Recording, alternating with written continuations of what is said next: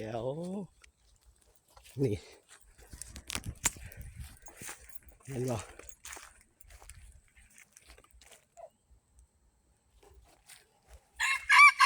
เด้มันค่อยรีกันเด้ผมมาอย่างนั้นนะเด้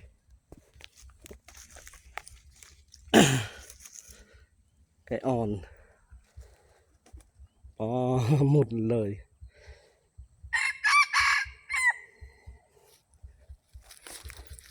นี่หลักกองบอลีจุๆเลย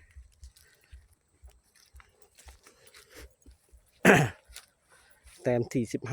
15ของเพชรมณี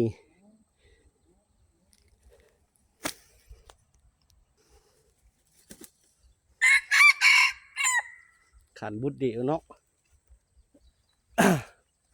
ขันบุดเดียวซื่อๆบ่ฮอดประมาณ3 นาทีบ่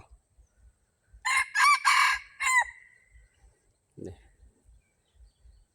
ถ้าเขายิงไม้ๆใกล้มันน่าจะใสแบบนี้ถ้าเขายิงไม้ๆและถ่ายคลิปอ่ะน้ำมันจะใสอันโตหน้าดำๆนะเขายิ่งเขาไปเจอตามทางแล้วเขายิ่งแล้วเขาไปจัดฉากเสือไก่เขาถ้าสมมุติเขายิ่งปั้งแล้วเขาถ่ายคลิปน้ำมันยังบ่ทันดำไก่อ่อนไก่